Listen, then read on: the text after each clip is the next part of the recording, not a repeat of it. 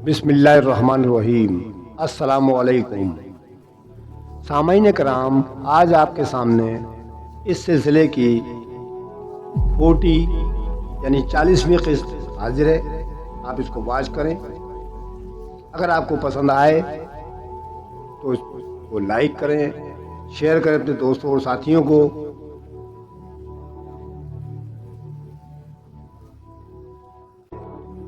बिलाखिर निस्फ शब के करीब साधु नंद लाल ने महमूद के सिपाहियों को चश्मे का पहुंचने का रास्ता बता दिया और फिर ये 50 मुजाहिदीन इस्लाम रात के अंधेरे में अपनी जिंदगी के सबसे अजीब मुहाज पर रवाना हो गए। इनकी समझ में ये बात नहीं आ रही थी कि पानी के चश्मे में थोड़ी सी गलाजत डाल देने पर जंग का फैसला किस तरह हो जाएगा। चुनांचे अपने जहनों में शदीद उलझन लिए महमूद के जानिसार सिपाही आहिस्ता रवि के साथ चश्मे की तरफ रवाना हुए। रात के अंधेरे में मुजाहिदीन इस्लाम के घोड़े सुस्त रफ्तारी के साथ चल रहे थे, जैसे वो किसी पसंदीदा चरागाह में घास पर मुंह मारते हुए रींग रहे हो। महमूद के सिपाहियों का मंसूबा यही था कि शब के सन्नाटे में घोड़ों की टापों की तेज आवाज ना उभरे और वो सकून और एहतियात से दुश्वार सफर तय कर सकते। अंधेरा होने के सबब जां फरोशों का मुख्तसर काफिला रास्ते से भटक गया। फिर जब सुबह के धुंधलके में सिपाहियों के आगे कोई देखने के काबिल हुई तो इन पहाड़ियों को दूर दूर तक कोई पता न था, जिनकी निशानदही साधु नंदलाल ने की थी। इन्हीं पहाड़ियों के दरमियान वो मखसूस चश्मा भी बह रहा होगा। तमाम सिपाही कुछ देर तक खुले मैदान में हैरान और परेशान खड़े रहे। फिर उन्हें कुछ फासले पर एक किसान नजर आया जो मुंह अंधेरे अपने खेत में हल चला रहा था। सिपाहियों ने अपने घोड़ों को एड़ दी और किसान के करीब पहुंचे। किसान अजनबी सवारों को देखकर घबरा गया। महमूद के सिपाहियों ने उसे मुखातिब करके कहा, तुम परेशान ना हो, हम लोग गरीब मुसाफिर हैं जो रास्ता भटक गए। मकामी किसान शदीद हैरत के साथ अजनबियों के चेहरे देखता रहा, क्योंकि उसकी समझ में उनकी जबान आई ना रही थी। फिर भी बहुत देर बाद महमूद के सिपाही बड़ी मुश्किल से अपना मफहूम समझाने में कामयाब हो सके। मुल्तान के मकामी किसान ने हाथ के इशारे से उन्हें इस चश्मे का पता बताया, जो वहां से तकरीबन 4-5 मील दूर था। महमूद के सिपाहियों ने अपने अपने घोड़ों की बागें मोड़ी और तेज रफ्तारी के साथ किसान के बताए हुए रास्ते पर रवाना हो गए। सूरज आहिस्ता आहिस्ता तुलू हो रहा था और दिन की रोशनी बढ़ती चली जा रही थी, इसलिए महमूद के सिपाहियों ने घोड़ों की रफ्तार बढ़ा दी। वो जल्द से जल्द मतलूबा चश्मे तक पहुंच जाना चाहते थे। फिर तकरीबन आधे घंटे के बाद महमूद के सिपाही इन पहाड़ियों के करीब पहुंच गए, जिनके दरमियान यह अजीब व गरीब चश्मा मौजूद था। मुजाहिदीन इस्लाम की मंजिल नजदीक तर थी, मगर अचानक एक पहाड़ी की ओर से राजा जयपाल के सिपाहियों को एक दस्ता नमूदार हुआ। ये सिपाही तादाद में कोई 150-200 के करीब थे और अपने फरमा रवा के हुक्म के मुताबिक इस इलाके में गश्त कर रहे थे। उन्हें देखकर मुजाहिदीन इस्लाम को रुक जाना पड़ा। अगरचे महमूद के सिपाही खाना बदोशों के लिबास में सफर कर रहे थे, लेकिन इनके शगुफ्ता और शादाब चेहरे, तीखे नक्शो निगार, कुशादा पेशानियां और मखसूस वजह की दाढ़ियां देखकर एक आम इंसान भी अंदाजा कर सकता था कि वो किसी और ही मुल्क के बाशिंदे हैं। राजा जयपाल के सिपाहियों ने यही कयास किया और तेज रफ्तारी के साथ इनकी तरफ बढ़े। अपने दुश्मनों को बदले हुए तीवर देखकर महमूद के सिपाही भी संभल गए और एक दूसरे को मुखातिब करके कहने लगे, शायद दुश्मन ने हमें पहचान लिया है, इसलिए होशियार हो जाओ कि अब ये काम एक खुरेज मार्का आराई के बगैर अंजाम तक नहीं पहुंचेगा। इतनी देर में राजा जयपाल के सिपाही मुजाहिदीन इस्लाम के करीब पहुंच गए। तुम लोग कौन हो? राजपूत फौजियों के निगरान ने चीख कर कहा। महमूद के सिपाहियों के लिए दुश्मनों की जबान अजनबी थी, इसलिए वो बस अंदाजा ही कर सकते थे कि राजा जयपाल के आदमी इनसे क्या पूछ रहे हैं।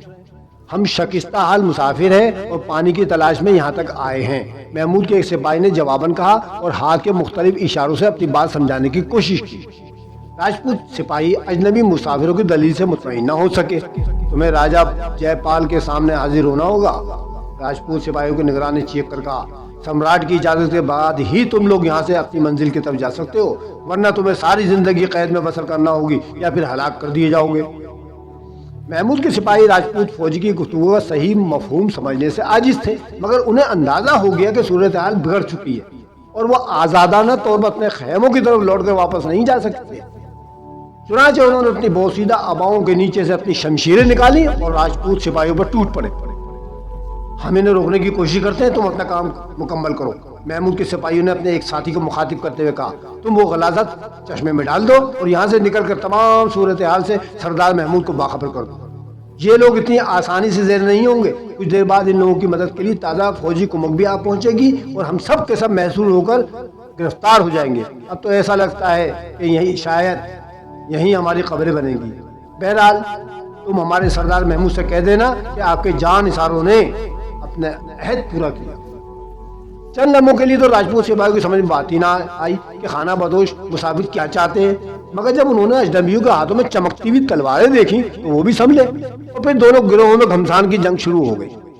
महमूद के सिपाही बड़े जारहाना अंदाज में हमले कर रहे थे। वो चाहते थे कि किसी तरह जल्द से जल्द जयपाल की 150-200 सिपाही लुकमा अजल बन जाए और बरहमन हुक्मरान की तरफ से कुछ ताज़ादम फौज की कुमक ना पहुंच सके। राजपूत सिपाही भी बड़ी बेजिगरी से लड़ रहे थे, लेकिन महमूद के सिपाहियों के हमलों को रोकना कोई आसान काम नहीं था। मुजाहिदीन इस्लाम ने पहली यलगार में 50-60 राजपूत सिपाहियों को तहत-ए-क़ कर दिया। इस दौरान आगे बढ़कर महमूद के सिपाही ने घोड़े का थोड़ा सा फजला पानी के इस चश्मे में डाल दिया। गलाजत पड़ते ही आन की आन में सर्द हवाएं चलने लगीं और आसमान पर गहरे बादल छाने लगे। फिर यकायक चारों तरफ अंधेरा फैलता चला गया। बिजली इतनी जोर से कड़कने लगी कि वहां मौजूद तमाम लोगों को अपने कानों के पर्दे फटते हुए महसूस होने लगे।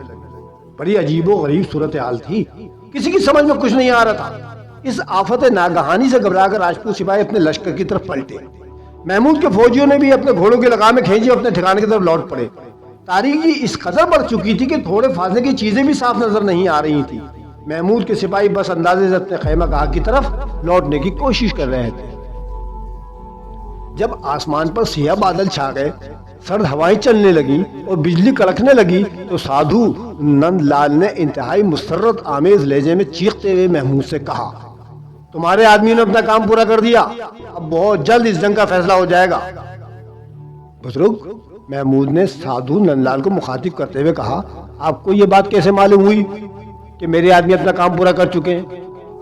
ये मौसमी इनकलाब इस बात की अलामत है कि पानी के चश्मे में गलाजत डाली जा चुकी है।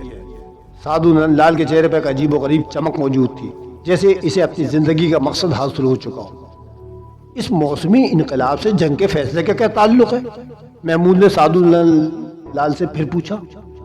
तुम देखते रहो मेरे मसीहा, नंदलाल ने मुस्कुराते हुए कहा, यह बिगड़ा हुआ मौसम कुछ देर बाद राजा जयपाल उसके सिपाहियों को मजबूर कर देगा कि वो लोग तुमसे अपनी जिंदगी की भीख मांगने के लिए आएंगे। महमूद की हैरत में दम में इजाफा होता चला जा रहा था। पहले तो उसकी समझ में ये बात नहीं आई थी कि पानी के एक चश्मे में थोड़ी सी गलाजत डाल देने पर मौसमी तगय्युर भी पैदा हो सकता है, और दूसरी ये कि आसमान पर सिया बादल छा जाने या तेज हवाएं चलने से राजा जयपाल को शिकस्त भी हो सकती है। महमूद के लिए दोनों इंकशाफात बड़े हैरान कुन थे। बुजुर्ग, माफ कीजिएगा कि सारी बातें मेरी अकल में नहीं आ रही। महमूद के लहजे में शदीद उलझन थी। तुम अभी अपनी आंखों से देख लोगे कि बिगड़ा हुआ मौसम राजा जयपाल के सिपाहियों के लिए कैसी तबाहियां लेकर आएगा। साधु नंदलाल के होठों में वाज़ेह तबस्सुम मौजूद था, जैसे वो अपनी ही कौम की शिकस्त और बर्बादी पर खुशी का इजहार कर रहा हो। फिर ऐसा ही हुआ। अचानक फजा में ठंडक पैदा होती चली गई। फिर ये सर्दी इस कदर बढ़ी कि राजा जयपाल के तमाम घोड़े और बार बर्दारी के दूसरे जानवर ठिठर कर मर गए।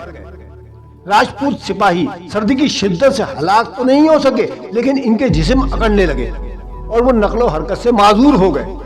दरअसल राजा जयपाल के सिपाही और जानवर एक गर्म इलाके के रहने वाले थे, इसलिए वो अचानक पैदा होने वाली गैर मामूली सर्दी को बर्दाश्त न कर सके, जिसके नतीजे में इनकी सांसें तो जारी थीं, मगर जिस्म मफलूज होकर रह गए। इसके बरक्स महमूद और उसके सिपाही निस्बतन सर्द इलाके के बाशिंदे थे, इसलिए इस आफत नागहानी को बड़ी मुश्किल से बर्दाश्त कर सके। राजा जयपाल के लश्कर में खशत सा बरपा था। सर्दी से ठिठुरे हुए सिपाही कांपती हुई आवाजों में चीख रहे थे, सम्राट, ये कैसा अजाब है जो हम पर नाजिल हो रहा है? क्या देवता हमसे नाराज हो गए? हमने आज तक जाड़े के मौसम में इतने गजब की सर्दी नहीं देखी, फिर गर्मी के मौसम में ये बला कैसे नाजिल हो गई? क्या हमलावर मलीचों ने हम पर कोई जादू तो नहीं कर दिया? भगवान के लिए जादू का तोड़ कीजिए, वरना हम सब इसी मैदान में बर्फ की तरह जम जाएंगे और फिर दुश्मन से जंग किए बगैर हमारी किस्मत का फैसला ही हो जाएगा। राजा जयपाल खुद शदीद इस ज़हनी इज़्ज़त में मुब्तला था। बिगड़े हुए मौसम ने बरहमन हुक्मरान के आशा को बुरी तरह मुतासिर कर रखा था। राजा जयपाल को महसूस हो रहा था जैसे इसका पूरा जिस्म सुन्न होता चला जा रहा है। यही हाल राजपूत सफे सालार हनुमान सिंह का भी था। एक तनोमंद और ताकतवर इंसान होने के बावजूद इसके दांत पे दांत बज रहे थे और पूरे बदन पर लर्जा तारी था। आखिर इस आफत नागहानी का सबब दरियाफ्त करने के लिए राजा जयपाल ने बूढ़े बरेमन रघुनाथ को अपने खेमे में तलब किया। ज़ईफ़ी और नातवानी के सबब रघुनाथ इस गैर मामूली सर्दी से इतना मुतासिर था कि उसने पैरों पर खड़े होने के काबिल भी ना रहा। मजबूरन से एक ताकतवर सिपाही अपने कंधों पर उठाकर राजा जयपाल के खेमे तक लाया और फर्श पर बिठा दिया। बरेमन हुक्मरान लरसते हुए जिस्म के साथ और कांपती हुई आवाज में पंडित रघुनाथ से कहने लगे, गुरुदेव, ये सब कुछ क्या हो रहा है? भगवान के लिए कोई उपाय यानी तरकीब कीजिए, वरना ये रणभूमि यानी मैदानी जंग हमारे लिए शमशान घाट बन जाएगा और फिर हमारी चिताओं को कोई आग लगाने वाला भी ना होगा। पंडित रघुनाथ ने बड़ी मुश्किल से अपनी पोथी यानी नजूम की किताब खोली और लरसते हुए हाथों से कागज पर कुछ लकीरें खींचने लगा। बुढ़ापे और सर्दी ने मिलकर रघुनाथ के हाथों में इंतहाई राशा पैदा कर दिया था, इसलिए कोई लकीर दुरुस्त नजर ही नहीं आ रही थी। लेकिन फिर भी वो कागज पर मुख्तलिफ खाने बनाता रहा और इनमें सितारों की रफ्तारें भरता रहा। फिर बहुत देर बाद के होठों को जुम्बिश हुई, मगर रघुनाथ की जबान से अदा होने वाले अल्फाज वाज़ेह न थे। राजा जयपाल घबराकर इस कदर झुका कि इसके कानों और रघुनाथ के होठों में बराए नाम फासला रह गया। राजा जयपाल ने बड़ी दुश्वारी के साथ सुना। पंडित रघुनाथ लड़खड़ाती हुई जबान में कह रहा था, सम्राट, सारे सितारे आपके हक में हैं। इल्म नजूम की रूह से आपको अजीमुशान फतह हासिल होगी, मगर ये कैसा अजाब है, मैं इसके बारे में कुछ नहीं जानता। ये कहते कहते पंडित रघुनाथ के हाथ से कलम छूट गया और वो अपने सामने बिखरे हुए कागजात पर औंधे मुंह गिर पड़ा। चंद हिचकियां नहीं और इस तरह दुनिया से रुखसत हो गया कि इसकी आंखें शिद्दत करब से फटी हुई थी और होंठ पूरी तरह खुले हुए थे, जैसे वो राजा जयपाल से कुछ कहना चाहता हो और दरमियान में ही फरिश्ते अजल ने इसकी सांसें गस्ब कर ली। पंडित रघुनाथ की मौत ने राजा जयपाल को तो बहुत ज्यादा खौफजदा कर दिया। अगरचे दरबारी नजूमी ने बरेमन हुक्मरान की फतह की पेशनगोई की थी, लेकिन राजा जयपाल की समाज में पंडित रघुनाथ के आखिरी अल्फाज गूंज रहे थे। उसके साथ ही मौसम की होलनाकियां बढ़ती चली जा रही थी। बिलाखिर मुल्तान का फरमा रवा अमीर सबुस्तगीन से सुलह करने पर मजबूर हो गया। फिर इसी बिगड़े हुए मौसम में अपने चंद मोतबर उमरा को सुलह का पैगाम देकर अमीर सबुस्तगीन की खिदमत में रवाना किया। इस वक्त महमूद और साधु नंदलाल भी अमीर के खेमे में मौजूद थे। जैसे ही राजा जयपाल के एलची खेमे में दाखिल हुए, महमूद ने अजीब सी नजरों से बूढ़े साधु नंदलाल की तरफ देखा, जो सर झुकाए हुए और आंखें बंद किए हुए खामोश बैठा था। वली अहद गजनी इस वक्त खुशी और हैरत के जज्बात से सरशार था। खुशी इसलिए कि होलनाक जंग के बगैर राजा जयपाल जैसे ताकतवर हुक्मरान ने अमीर सबुस्तगीन के सामने घुटने टेक दिए, और महमूद को हैरत इसलिए हो रही थी कि बूढ़े साधु नंदलाल की पेशन गोई हुर्फ बहुर्फ दुरुस्त साबित हुई थी और पानी के चश्मे में गलाजत डालते ही वाक़ईतन जंग का फैसला हो गया था। वली अहद गजनी को मजीद हैरत इस बात पर थी कि दरमियान में सैकड़ों मील का फासला हाइल होने के बावजूद निजाम शाह ने अपने एक दोस्त के आने की खबर दी थी, और ये दोस्त साधु नंदलाल था, जो बज़ाहिर हिंदू नजर आता था। महमूद ये राज समझने से कासिर था कि आखिर निजाम शाह और नंदलाल की दोस्ती किस अंदाज की होगी और दोनों के दरमियान ये राब्ता किस तरह कायम होता है। अभी महमूद ये सोच ही रहा था कि राजा जयपाल के एलचियों ने अमीर सबुस्तगीन के हुजूर अपने हुक्मरान का खत पेश किया। इस खत का एक एक हुरूफ बावाज़ बुलंद पढ़कर सुनाया जाए। अमीर सबुस्तगीन की पुरजलाल आवाज गूंजी और महमूद के ख्यालात की रोड टूट गई। अमीर सबुस्तगीन के नाम राजा जयपाल के एक एलची ने अपने फरमानवा का खत पढ़ना शुरू किया। मैं वाली सरहिंद और कश्मीर और मुल्तान राजा जयपाल अमीर सबुस्तगीन की तरफ सुलह और दोस्ती का हाथ बढ़ाता हूँ और अपने मुकाबिल हुक्मरान पर यह हकीकत वाज़ेह कर देना चाहता हूँ कि इस जंग से दोनों फरीकों को कुछ हासिल नहीं हो। जंग हमेशा हलाकत और बर्बादी का पैगाम लेकर आती है। मेरी आंखें देख रही हैं कि इस जंग में भी हजारों इंसान काम आ जाएंगे और फिर भी कोई नतीजा बरामद नहीं होगा। इसलिए बेहतर है कि हम दोनों अपने अपने सीनों से नफरत और इंतकाम के जज्बात निकाल कर अमन आफियत के साथ जिंदा रहने का कोई रास्ता तलाश कर ले। अगर अमीर ने मेरी सुलह की इस पेशकश को कबूल कर लिया तो मैं वाली गजनी की खिदमत में कोहे पैकर हाथियों की कुछ कतारें और चंद बेश कीमत तोहफे अरसाल कर दूंगा, और इसके साथ ही अमीर को यकीन दहानी भी कराऊंगा कि आइंदा मेरी तरफ से कोई जंगी इकदाम नहीं किया जाएगा। अमीर सबकतगीन ने पूरी संजीदगी के साथ राजा जयपाल का खत सुना और फिर कुछ देर सोचने के बाद इंतहाई बावकार अंदाज में बोला, तुम अपने हुक्मरान से कह देना कि जंग का आगाज हमने नहीं किया था। अगर हम हमलावर होते तो फिर यह मुमकिन था कि सुलह की इस पेशकश पर किसी जाविये से कुछ सोचने की जहमत गवारा करते। क्योंकि हम जा रहे नहीं हैं, इसलिए जंग की सारी जिम्मेदारी राजा जयपाल पर आई होती है। अमीर सबकतगीन ने राजा जयपाल के एलची को मुखातिब करते हुए कहा, अब इस जंग का खात्मा इस वक्त तक नहीं होगा जब तक फातेह और मफ्तू की शक्लें साफ नजर न आने लगें। और अपने हुक्मरान से यह भी कह देना कि हम मुसलमान ख्वाम खां इंसानी खून नहीं बहाते, हम एक खास मकसद के तहत जंग करते हैं और जब ये मकसद हासिल हो जाता है तो अपने घोड़ों की लगामें खींच लेते हैं और शमशीर न्याम में कर लेते हैं। हम समझते हैं कि अभी तक हम को अपना मकसद हासिल नहीं हुआ, इसलिए जंग अभी तक जारी रहेगी। राजा जयपाल के एलची नाकाम और नामुराद वापस लौट आए। जब बरहमन हुक्मरान ने अमीर सबकतगीन का जवाब सुना तो उसका चेहरा भुज कर रह गया। अभी वो कुछ सोच ही रहा था कि राजपूत सभे सलार हनुमान सिंह वहशियाना अंदाज में चीखते हुए बोला, सम्राट कुछ भी हो हम इन मलीछों से जंग जारी रखेंगे। सबकतगीन का जवाब हम राजपूतों की खुली तौहीन है। हनुमान का ये जज्बाती रद्दमल देखकर राजा जयपाल गजबनाक नजर आने लगा। हनुमान सिंह, क्या तू पागल हो गया? बरहमन हुक्मरान ने इंतहाई भरम लहजे में कहा, क्या राजपूतों की आन बरहमनों की आन से बढ़कर है? हरगिज़ नहीं। तू एक अदना सिपाही है जिसे अंधों की तरह लड़ने के सिवा कुछ नहीं आता। लेकिन हमें भगवान ने अकल दी है और इस अकल का तकाजा ये है कि हमें हर कीमत पर सबकतगीन से सुलह कर लेनी चाहिए। सबे सलार हनुमान ने सर झुका दिया। जैसी सम्राट की मर्जी। हनुमान का लहजा नरम था मगर इसके चेहरे पर नागवारी के आसार साफ नजर आ रहे थे। राजा जयपाल ने आगे बढ़कर हनुमान सिंह के कंधे पर हाथ रख दिया। वो अपने सफेद सलार को किसी भी हाल में नाराज करना नहीं चाहता था कि आखिर हनुमान सिंह इसका दायां बाजू था और अगर यह हाथ कट जाता या मगलूब हो जाता तो सूरत हाल मजीद खराब हो जाती। इसलिए बरहमन हुक्मरान ने गहरी सियासत से काम लेते हुए कहा, हनुमान सिंह, बेशक तुम एक निहायत शुजा और जानिसार सिपाही हो।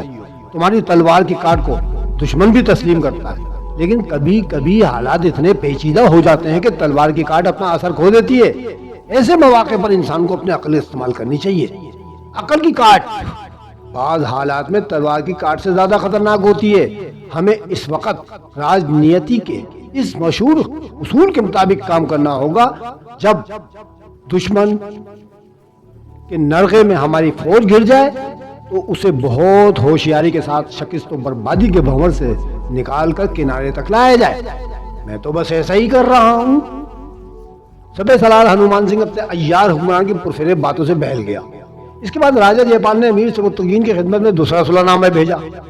बरहमन हुक्मरान वाज़ेह तौर पर अपने खत में ये इबारत तहरीर की थी, मैं राजा जयपाल एक बार फिर अमीर सबकतगीन की तरफ सुलह और दोस्ती का हाथ बढ़ाता हूँ। मैं कहना चाहता हूँ कि मैं अमीर की खिदमत में कीमती तोहफे पेश करने के अलावा हर साल बाकायदगी के साथ खराज की रकम भी अदा करता रहूँगा। मजीद ये कि अपने मुल्क में अमीर का हुक्म भी जारी करूँगा। राजा जयपाल ने अलग ऐलान अपनी शिकस्त तस्लीम कर ली थी। अमीर सबकतगीन इंसानी हमदर्दी के तौर पर चाहता था कि राजा जयपाल की पेशकश कबूल कर ले और दोनों लश्कर मजीद कश्त खून से महफूज रहे। मगर वली अहद गजनी ने अपने इस अमर पर अपने बाप से शदीद इख्तिलाफ करते हुए कहा, अमीर मुअज़्ज़म, हम राजा जयपाल से इस वक्त तक जंग करेंगे जब तक इस मगरूर हुक्मरान का लश्कर नेस्तो नाबूद ना हो जाए, ताकि यह यार दुश्मन हमारे सामने दोबारा सर उठाने की जुर्रत ना कर सके। अमीर सबकतगीन अपने जवासाल बेटे की ये दलील आसानी से रद्द ना कर सका। इसने ये कहकर जयपाल के एलचियों को वापस कर दिया कि मुझे सुलहनामा के तमाम पहलुओं पर गौर करने के लिए कुछ वक्त दरकार है। चुनाचे राजा जयपाल के सफीर एक बार फिर नाकाम नामुराद वापस लौट गए और उन्होंने अपने हुक्मरान को साफ साफ बता दिया कि अमीर सबकतगीन का बेटा महमूद इस सुलह के रास्ते में सबसे बड़ी रुकावट है। खुदा हाफिज।